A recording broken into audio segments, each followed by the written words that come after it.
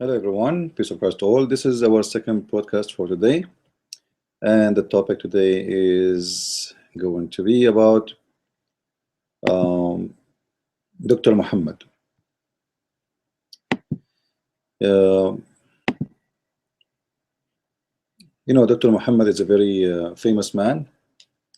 He is the Prophet of Islam. This is a picture actually I took. I wanted to share with you. I love to take pictures, and I take always pictures which is unexpected, I have thousands of pictures actually. One of my hobbies is taking pictures. So I don't take pictures to spy. Don't take me wrong. I take a picture because I find people, they are very interesting when they are unaware that somebody is taking a picture of them. So anyway, this picture here for me present somehow like seeing those young guys jumping, present really the true spirit of life. That God, he wants us to be free, want us to be happy, and want us to be not under control of others. And whatever he gave us as rules is not to be controlling us. It's for our benefit. Like as an example, restriction about having relationship with someone not lawful for you. It's proven to be it's more healthy for you. It's for your benefit, because later you will be under the control of diseases. So I believe that God, he gave us let us say rules, but those rules is not to control us. It is to guide us. It's to free us from being under control. So always when I look at pictures like this, I say to myself, how beautiful it is really to be free, and how beautiful it is to jump on air and nobody is telling you what to do, what not to do. How beautiful it is to be who you are. Now, for sure, this the topic we talk about always, it is Islam, and it doesn't present really freedom in any way, in any mean.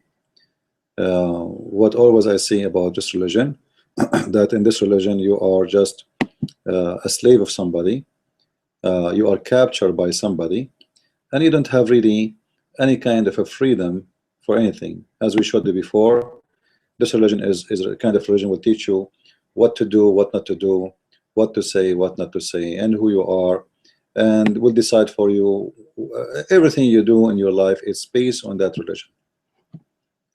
And there's no free will in Islam. And the most important thing I believe in the human being life is to have a free will. If you don't have the free will, you are not really a living creature. You are not. You're maybe an animal, maybe something. Actually, even animals have more free will, unless they are captured.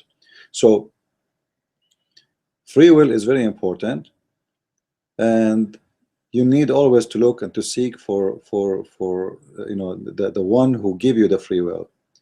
And I believe that this is the one, or the one who giving the free will is the teaching of Christ, because always you will notice that the free will comes first. Even when you do the will of God, it's based on the free will decision, which means you do not need to follow God if you don't want to, which means you don't want to be a believer, you don't be a believer.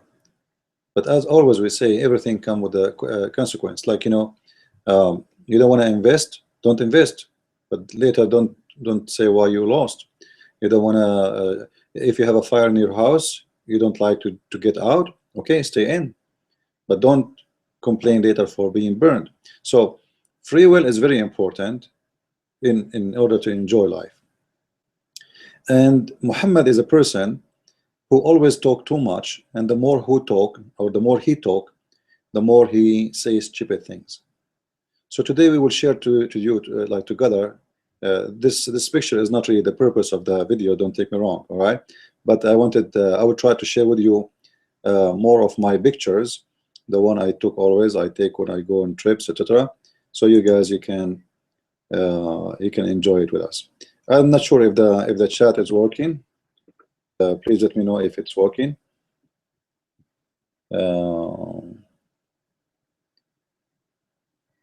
If you can, you know, I will consider that if nobody is chatting or nobody answering the hi I say, this means the chat is not working.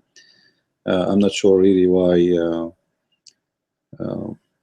In case it's not working, why it's not. I need to figure it out. However, if you have a question and the chat is not working here, you can ask me in Facebook. So freedom is very important, and Islam does not provide the freedom for any. Actually, even, you know, imagine you want to discover something. Imagine as a scientist, the one who discovered the electricity for you. You don't have a freedom to think about it. Even you know, imagine the scientist who you know, who want to study the space. Somebody says to him it is forbidden to study the space. Like, you know, some they say to you that Galileo was killed by the church for saying the earth is the flat. This is an absolute lie. You can go and search the history and you will see that this is nothing but a fabrication. All right, have nothing to do with the true story of Galileo. Actually, the Bible is a book which says long time ago that the earth is not a flat. The earth is like a sphere, like a ball. So if Galileo, he said the earth is a flat, he is not saying something against the Bible anyway, because the Bible confirmed clearly that. So this is one of the fabrications some people they come with and they claim. So today we will talk about science and how to free your mind, how to be like those young guys in the picture we see, how to be a person who knows how to think and how to free your mind from the control of someone like Muhammad. How you can be a person who will not be driven by others and controlled by the mind of others. How I can be a person who think, make decision, be wise, and don't let anyone think for me. It's very important that you don't let people think for you. It's extremely important.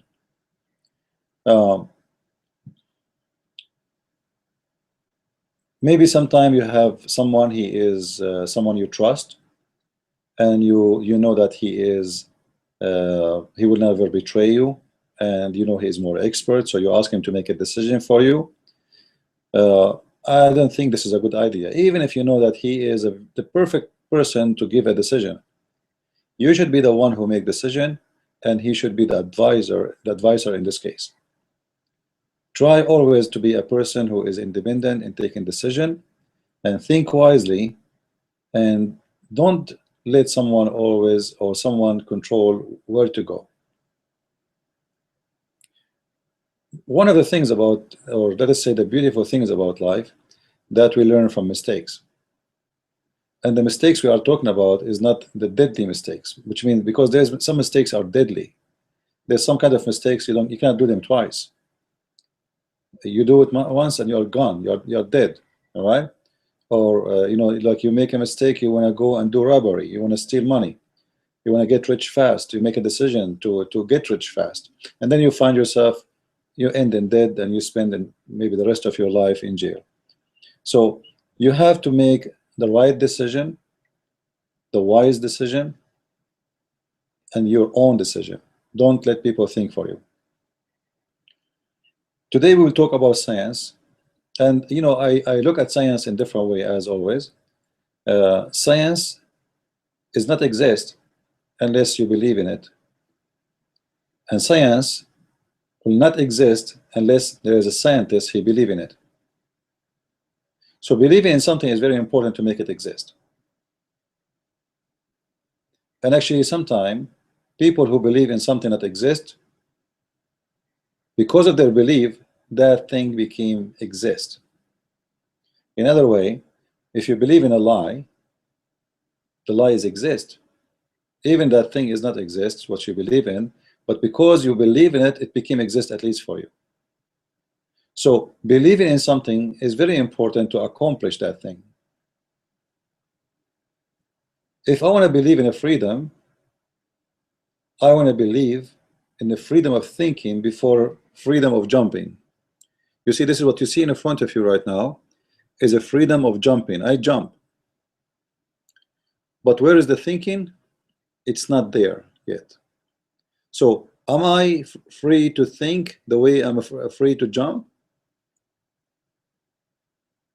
If I am free to think, that means I have a healthy life, I'm following a healthy tradition or healthy, let us say, lifestyle. If I am a believer in God, I'm following simply someone can be trusted, because he don't prevent me from using my brain, because this is what the brain is exist for, to use it and to think. So let us see what the topic today, and what we are trying to talk about in this broadcast. You see, Muhammad, who claimed to be a prophet of God, the more he talk, the more he make mistakes, as we said before. And because he always make mistakes, those mistakes can be deadly. This guy, simply, he cannot keep his mouth shut. He liked to talk. And the more he talk, the more things go crazy.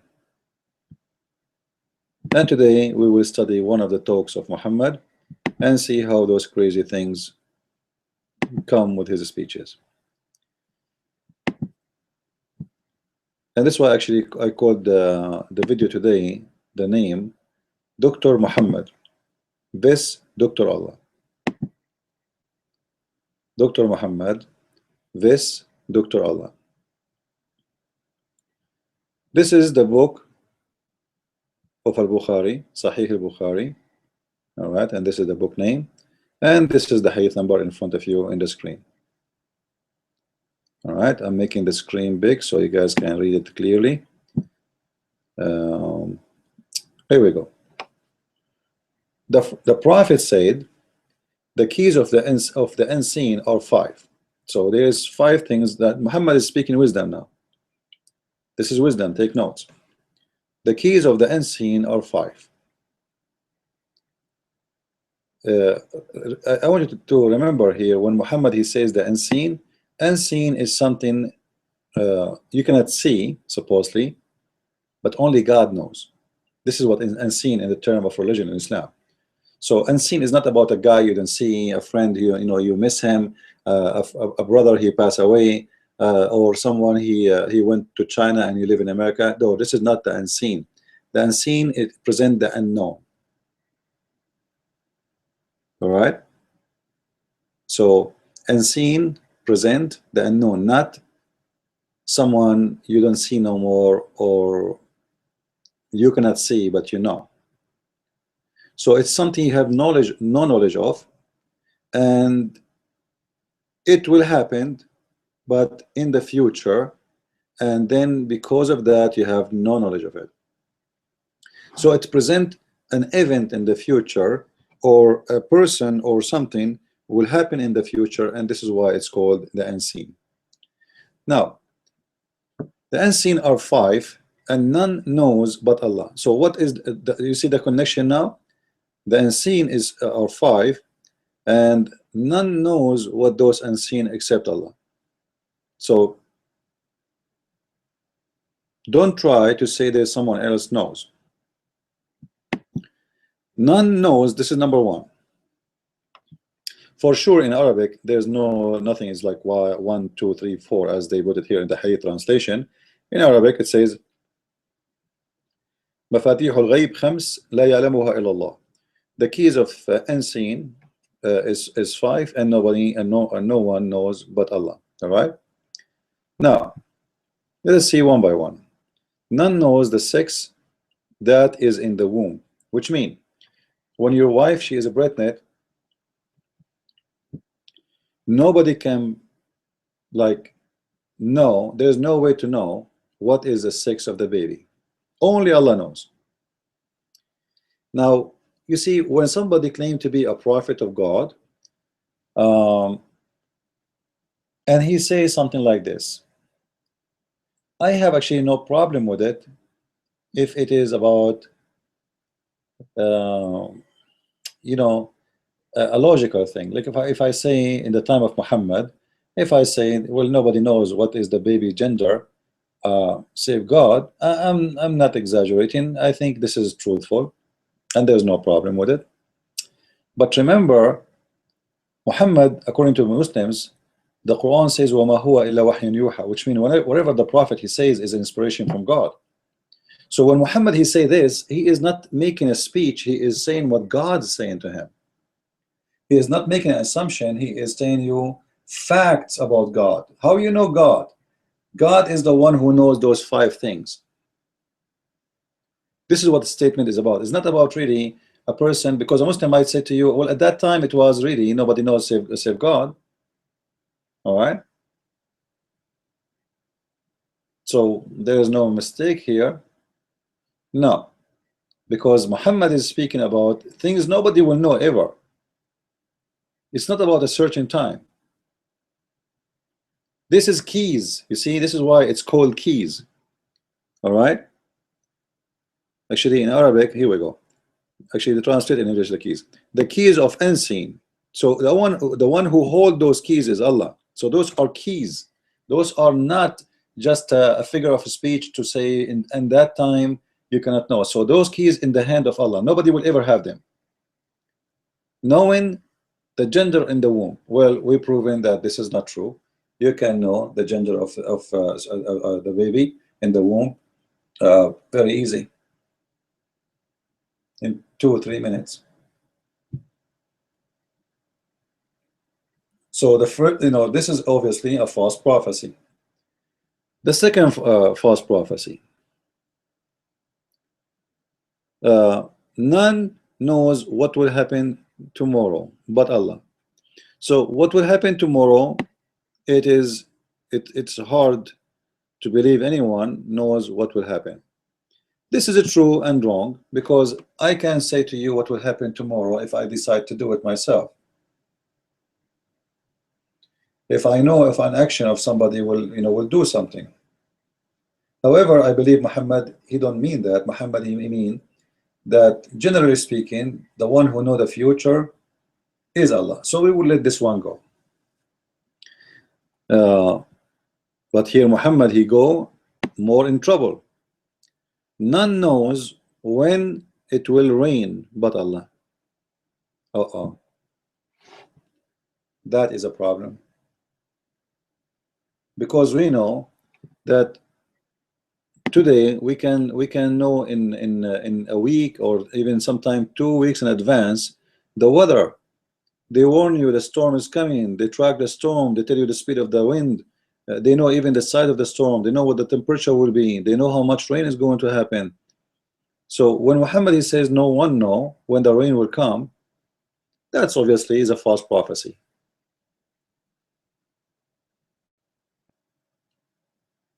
It is extreme false prophecy.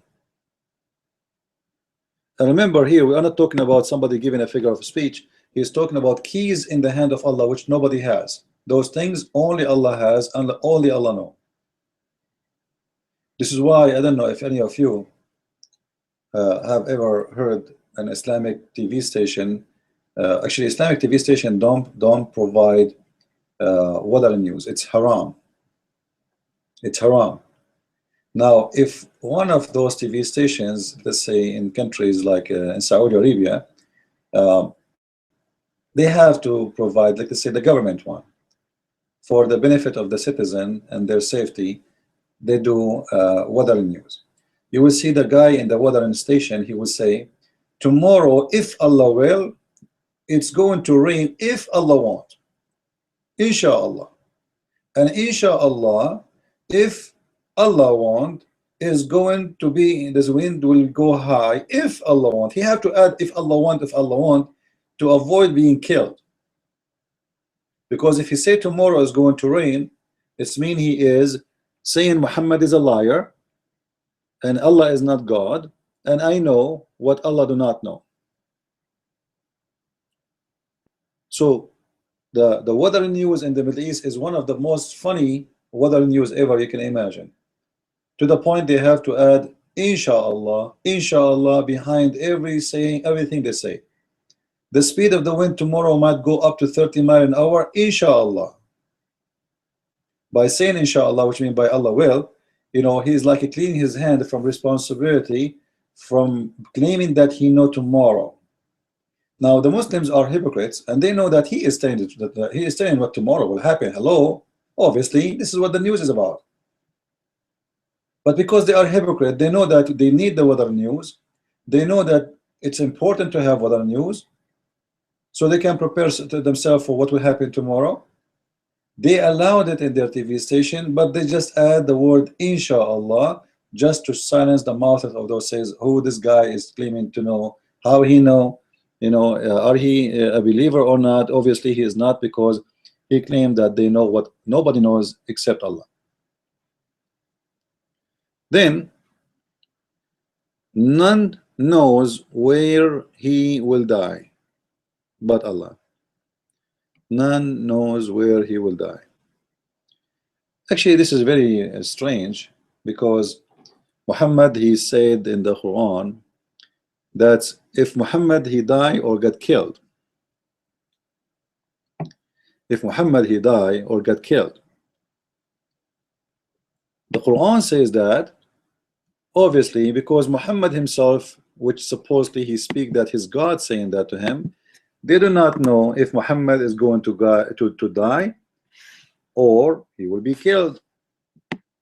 This is what why the verse in the Quran says, if Muhammad he die, which means normal death, or get killed. If Allah he knows, if he is a true God, he should say Muhammad. When Muhammad get killed, that will be a prophecy, and when it happened, that's really good, because simply how he know that Muhammad will get killed? Nobody can guarantee the future. Nobody knows what will happen to him. But Muhammad, because he do not know really how his life will end, so he come with a solution saying, well, if Muhammad he die or Muhammad he killed or he got killed.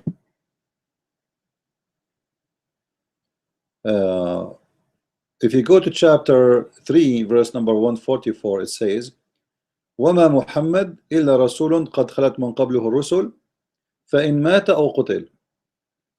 Muhammad is nothing but a messenger who all messengers before him pass away.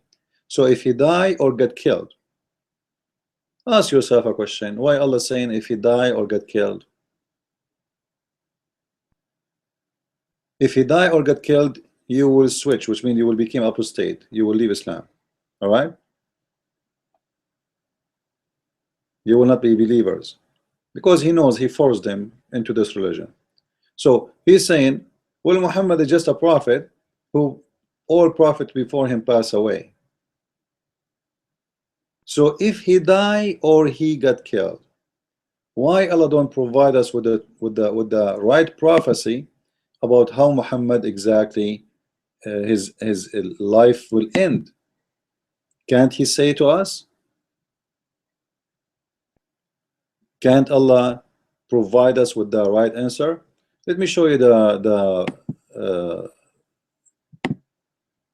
verse in the screen, so we can read it together. All right, and show you how Muhammad he just did shoot himself in the foot by saying that.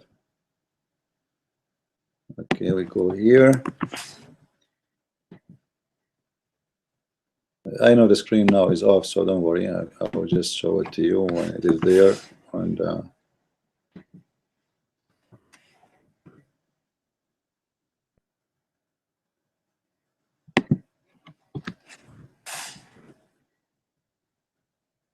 all right, let us go back here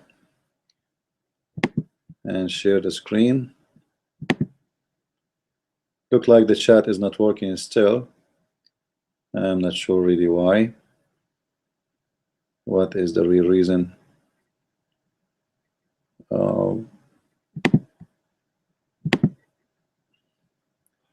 So if we go here,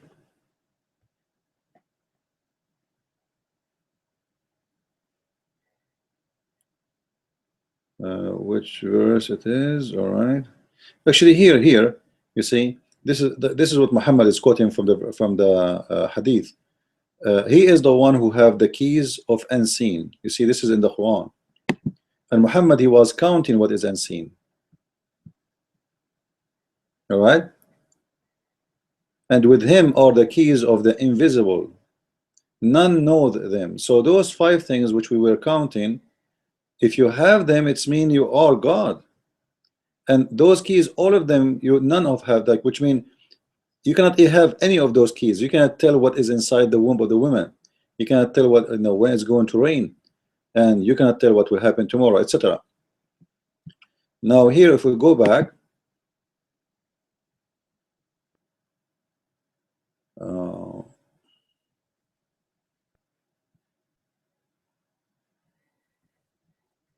here we go.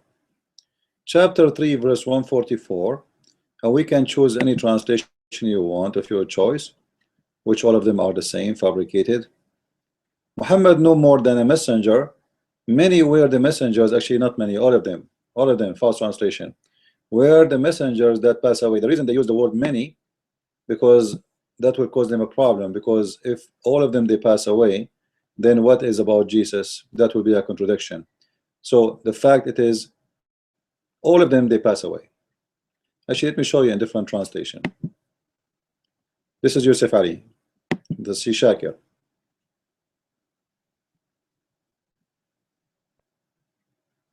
See, you see how translation change? Where is the word many? Where's the word many is gone? And Muhammad is no more than apostle. The apostle have already passed away before him, all of them, all prophets, all messengers, they pass away. There's no word many.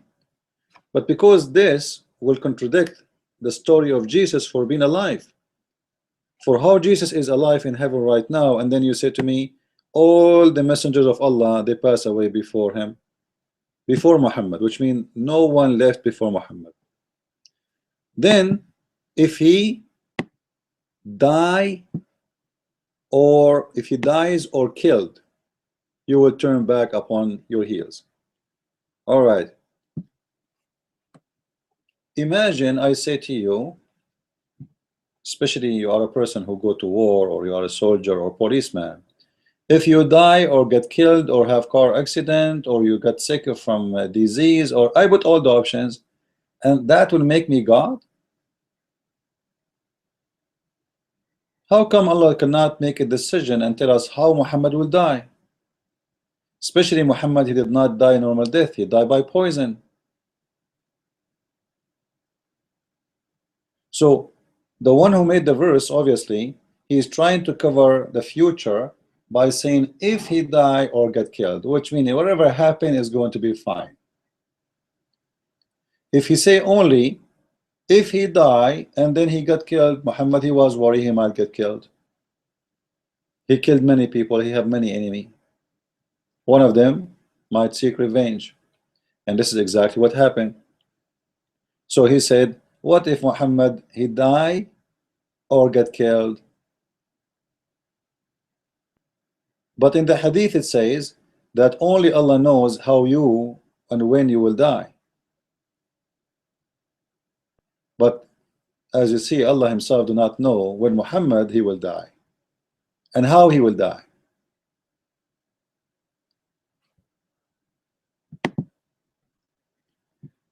We go to number 4. None who knows where he died. Actually, this is done actually. Now number 5. None knows when the hour will be established. Hold on. Hold on. Do Allah really knows where the judgment hour will happen? Do he know? Let us see the Quran. We go to the Quran.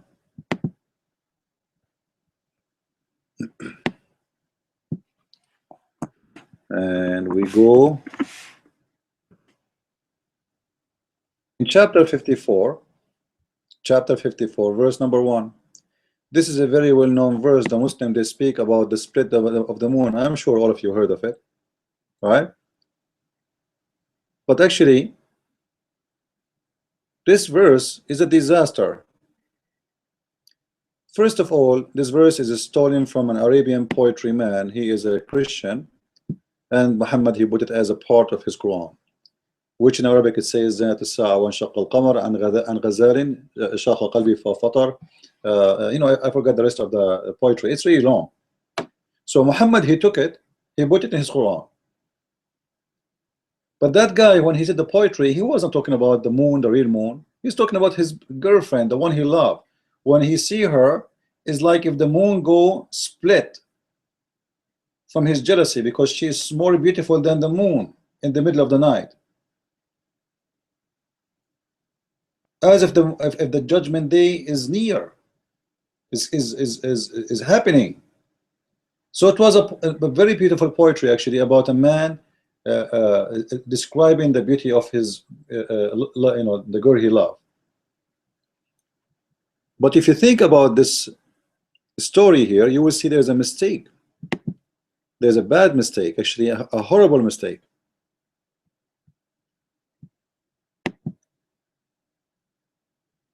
The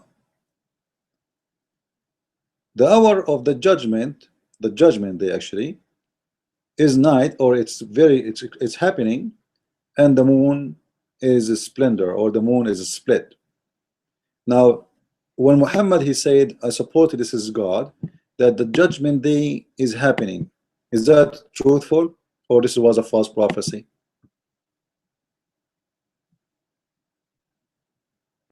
I'm going to show you all the translations so you don't say I'm picking up my cherries.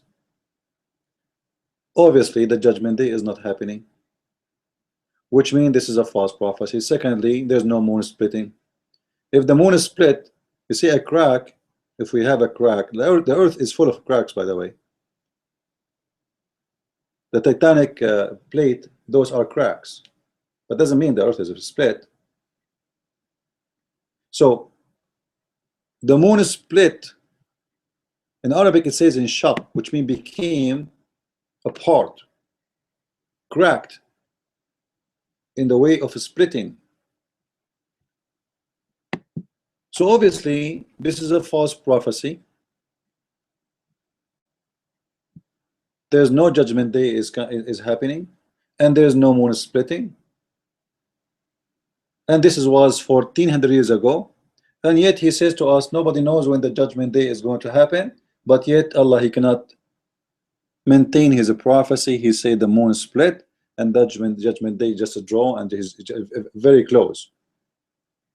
Because when you say that the moon split, it means you are talking about the judgment day started. Is not, you know, the moon is split, and what is next? Supposedly the moon splitting is about the judgment day started. You are not reporting for me a space event or something, you know, like astronomy scientist. He is telling me exactly that this is judgment day. What is the proof of the judgment day? That the moon is split. So the splitting of the moon was not happening for let us say an accident. It was something happening for a very simple reason. Judgment day is here. Judgment day started. And this is again proof to me that Muhammad is a false prophet. This guy, he is talking about something, claim that he know, but in reality he have no idea what he's talking about. He want to tell us that judgment day is near, but he have no idea when the judgment day is going to be. And he said that 1400 years ago, until now, no judgment day happening, and the moon is fine. The moon is very fine.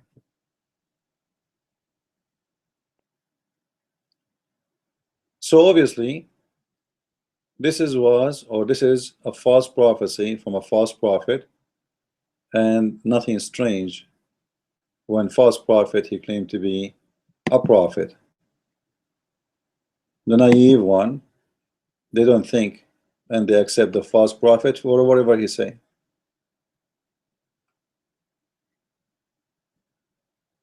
It doesn't matter really what you say. You know, naive one, they take it. You know,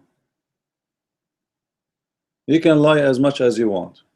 Blindly they are driven. Nobody want to think, okay, you know what, this guy, he told me judgment day is near, and here we go, we are 1400 years after, and still there's no judgment day and nothing happening, and no science confirm anything about moon splitting. And you know what, if the moon split for a second, the earth will be destroyed, because the earth is going to grab one of the half of the moon, and maybe the other half will go to the sun, because the moon will lose its balance. You see, the moon, it is there in that location specifically because of its mass weight. It's the size and the weight of this planet. So if you change it, it's not going to stay there. Especially you are saying split, which means two pieces. So one of the two pieces, I assume the smaller one or the bigger one, or maybe the one facing the earth, it doesn't matter, is going to come and hit the earth, and the earth will be destroyed, and the moon will not stay there. So it's a false prophecy, false assumption, and false talk about judgment day and astronomy, which is not true. He just took it from a poetry. He saw the eclipse, he thought that this is judgment day, and he took the poetry of the man, he put it in his Quran, and he told them, okay, you know what, judgment day is coming, and where you go, what you will do. All right, you better follow me, you better accept me before it's too late. Judgment day is coming.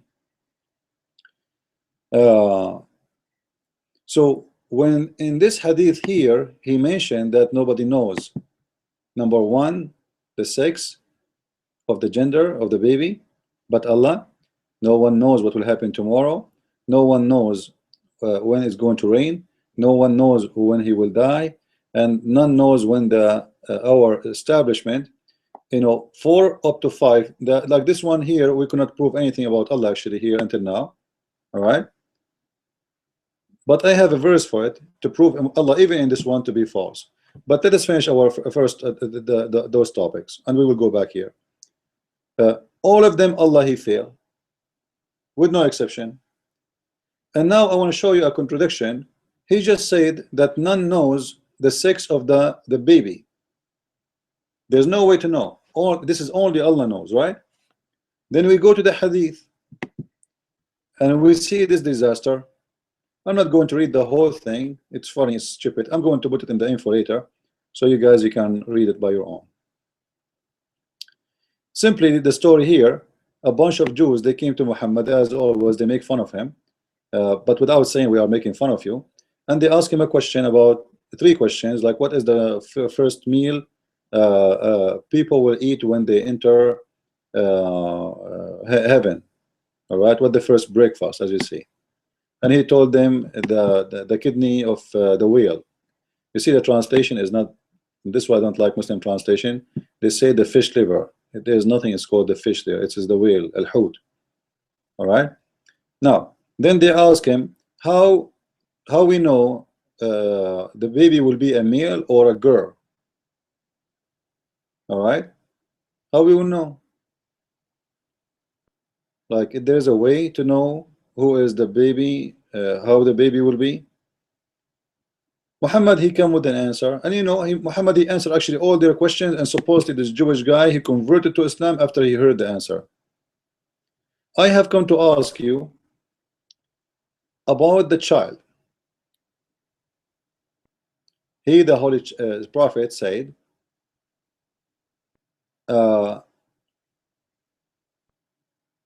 actually, we can go back to see the question about the child. It's here. Let us see, where is the child story here?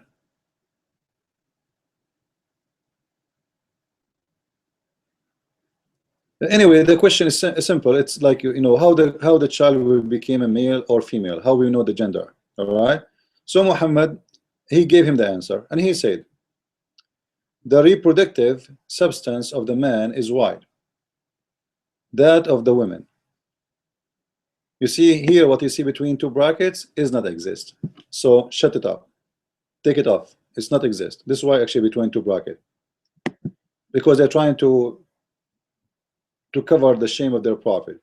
Because women, they don't have a reproductive substance, and the yellow liquid the women she have nothing to do with the sperm. This is not a sperm. This is not a sperm. This is a kind of a lotion the body provide to ease the sex relationship. The same as the man have the same, you know, thing. It is like a lotion, natural lotion, to ease it when they have sex together. But this is have nothing to do with the reproduction. There's nothing is called for women. There's yellow reproduction. What reproduction? When we are talking about reproduction, you know, like if you read in Arabic, just to show you how Muslim they lie, he say ma'u rajul abyad. He's talking about the sperm.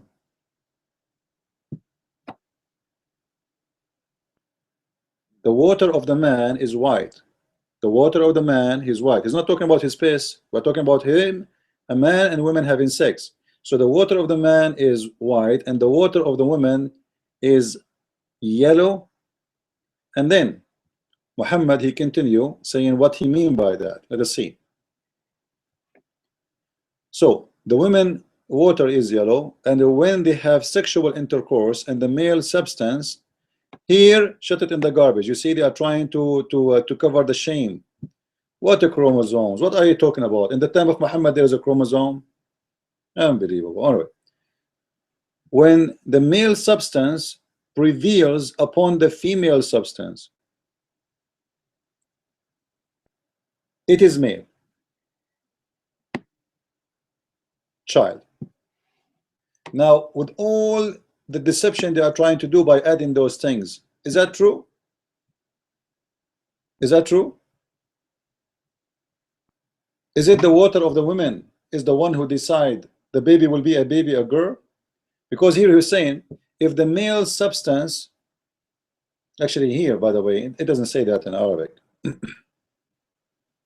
It says وَإِذَا عَلَى مِنِيُّ الْمَرْأَةِ مِنِيُّ الرَّجُلِ, which means if she come first, if the women she come first.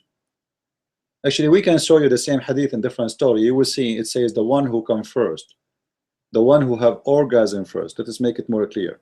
All right. So the one who have orgasm first, he will decide who is the baby, is going to be a male or female. But this is absolutely false. This is absolutely false. This is a false prophet talking. The sperm of the man is the one who decide. There is one sperm will survive, will swim all the way to the egg, will enter the egg, and then inside the egg is going to dissolve, let us say, the DNA message, and is going to be the one who decide if the egg will be male or female. It's not the water of the women. Have nothing to do who come first. Have nothing to do with the water of the woman is yellow or white. This is all is a false fiction. But you know what? I will go with it. Let us say, for the sake of argument, Muhammad here was wrong, was right. Let us assume that all of this was right and Muhammad was not wrong, you know, which proving him to be a false prophet. So for the sake of argument, I will say this is true. Let's go back. This is true. Let us say this was right. And forget about Muhammad here. The proof we provide you that Muhammad is a false prophet, because this is alone is enough to prove that he is false. But isn't this is a contradiction for the other hadith where he says nobody knows what is the gender of the baby?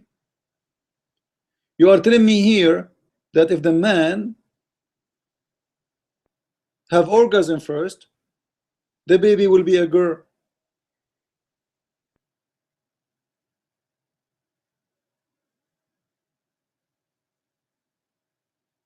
If the women have orgasm first, the baby will be a girl. If the man have orgasm first, the baby will be a boy. You just told me what the gender, but you just told me in the other hadith here that nobody knows what the womb of the woman will carry, what the gender will be.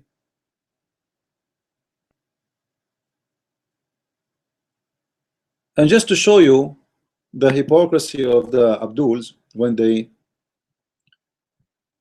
translate any hadith, all right, I will show you in front of your eyes.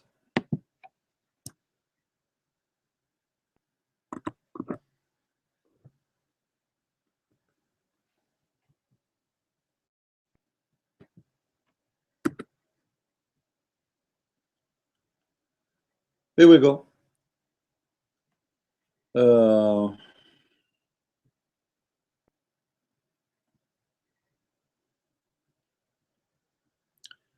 The water of the man is thick and white, and the water of the women is yellow and thin.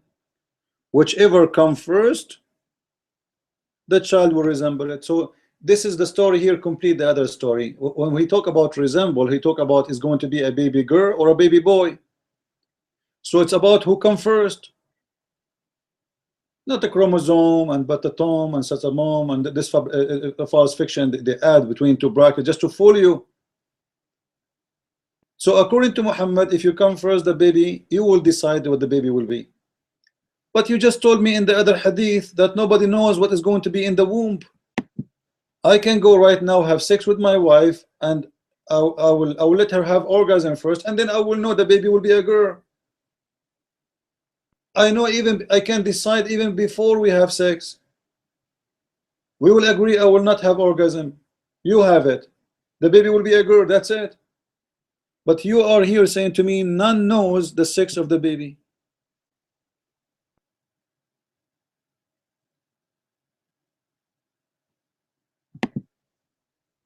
You see the fiction of this prophet? How amazing it is. Now, there's one more issue. We did not talk about it yet. None knows what will happen tomorrow. We prove all of them are already false, remember, except this one yet we did not. Actually, we prove it when we spoke about Muhammad, how he will die, right? Because he mentioned here how he will die. But I will give you one more proof. None knows what will happen tomorrow.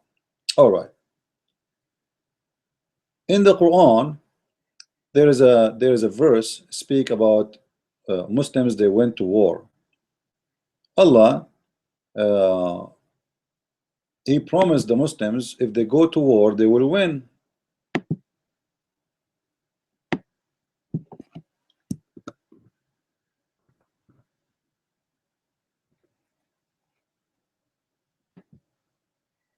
So you will win even if there's 100 of you is fighting against 1,000. Look what the verse saying. This is a chapter 8. Did you make it big? Chapter 8 verse number 65. Remember, nobody knows what will happen tomorrow save Allah. Well, do Allah knows really? Let us see. 8:65. You can take any translation you want, which I said always they are always all are the same garbage. All right.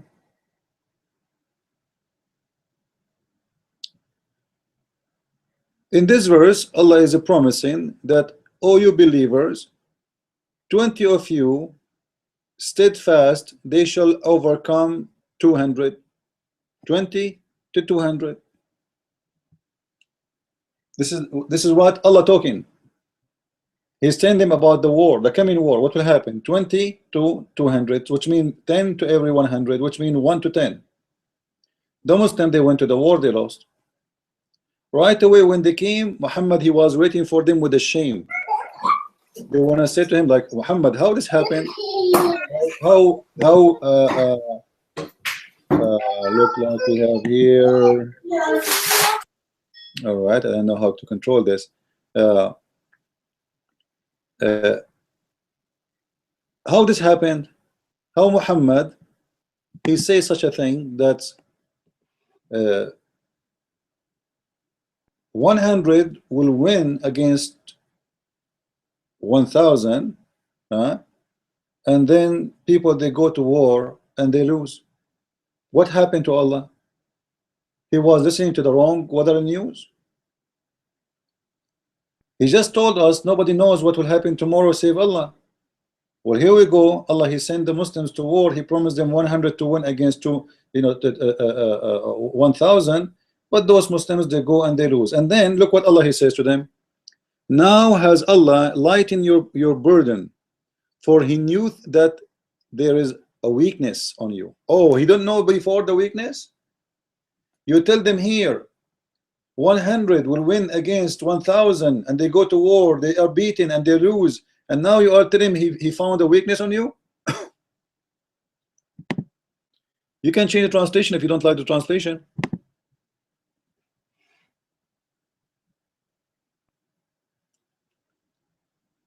All right.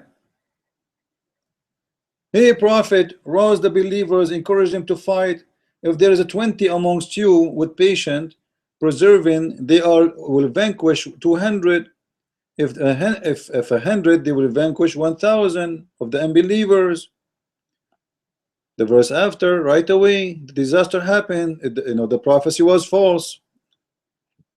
For the present, Allah has enlightened your task, for He knows that that there is a weak spot on you.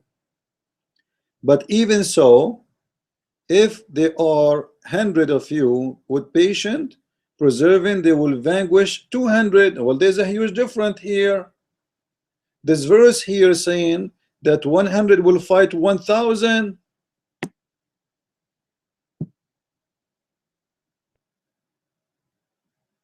And by the way, both they have the same conditions, patient and preserving. So if you have patient and preserving, 100 will fight 1,000. Here, if you have patient and preserving, you will find, here we go, patient and preserving, you will vanquish 100 to 200. Nothing changed except the numbers. Patient and preservation, you are a person with patient, you will win. 100 to 1,000 did not happen. The verse after, Allah, He found that He cannot make it this way. It was an exaggeration and He was exposed. Oh, so I just found a weakness on you. So Allah do not know their weakness? When Allah He says, I found a weakness on you, I found a weak spot on you, was Allah aware of the weak spot before they go to war? Or just He got the news, somebody sent him a WhatsApp message? So when Muhammad says nobody knows what will happen tomorrow, that's obviously false. Obviously, because he cannot talk about his Allah. Allah who do not know. And this is proven in their books. And look how big the mistake is. You see, when you say 1 against 10, and then you make it 5 against 10, that means the margin of error was 90%, because you thought 1 to 10 is enough when it's supposed to be 1 to 2. At least we can say 50% wrong. That's a huge error happening here, and obviously there is something wrong in this. So always we need to know, or we need to remember, that when a Muslim he speak about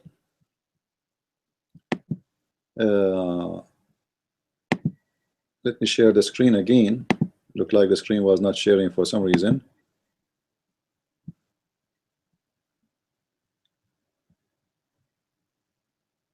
When the Prophet of Islam he says, my God, Allah is the one who knows, and then we find the Quran saying clearly that his God he have no idea, and the verses confirm that. A God he promised such a promise, and later we find out that the promise is not really accurate. This is obviously a madness. Sorry guys, I'm a little bit confused about how to use this. Sometimes the thing is switching. I'm not sure why. All right, so this is the pages in the front of you. This is the verses of the Quran in front of you. So I like the reason I wanted to show this with you is to prove to you that Muhammad cannot be a prophet in any way, in any means. Everything this guy he say, it's a lie. We know the gender of the baby before his birth, and even himself, he told us how to know the gender of the baby, which is absolutely false lie too, because you have an orgasm first before your wife have nothing to do with who is going to be having orgasm first. That's absolutely nothing but a lie. What the baby have to do with the orgasm? What if you know, you never heard, like there's women, they never have orgasm, but they have still girls and boys. Most of Muslim women actually, they never have orgasm because they do circumcision for them, so they cannot reach to any pleasure of sex. So they do circumcision for them, and then you say to me that women, if she have orgasm first, the baby will be a girl. Do the women have orgasm in Islam anyway?